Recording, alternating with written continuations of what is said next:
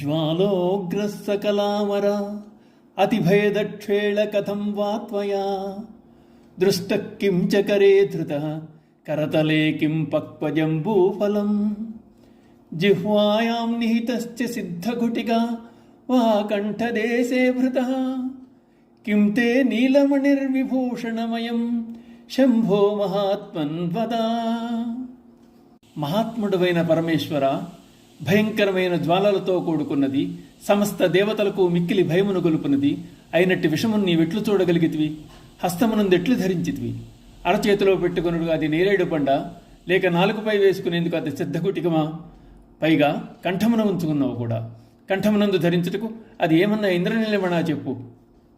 పరమశివునిచే పరిగ్రహింపబడిన కాలకోట విషమును 3 విధములుగా భావించి శంకరులు శివుని ప్రశ్నిస్తున్నారు.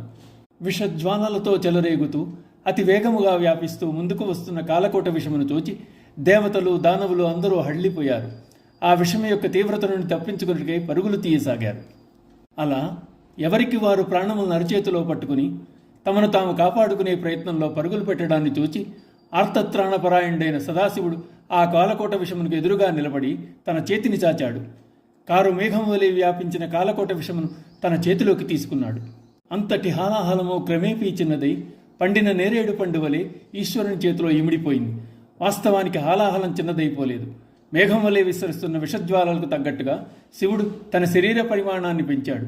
ఆ హాలాహలంనంతటినీ సునాయాసంగా చేతిలోకి తీసుకున్నాడు. అలా తీసుకున్న హాలాహలం చివరకు శివుని అరచేతిలో నేరేడు పండు వలె చూచేవారికి చేతికి పెట్టుకున్న చుక్క వలె తోచింది. అనంతరం శివుడు హాలాహలాన్ని అవలీలగా నోట్లో వేసుకున్నాడు. అయితే భయంకరమైన ఆ విషం ఉదరంలోకి దిక్కకూడదని భావించిన భవుడు దానిని మృంగకుండా కంఠం వద్దే నిలిపివేశాడు. మృంగేందుకు అది నేరేడు పండు కాదు, సిద్ధఘుటికా కాదు. అయినా కంఠం వద్దనే నిలిచిపోయిన అంతటి కాలకొట్ట విషము శివుని కంఠాన్ని కాని ఏమీ చేయలేకపోయింది.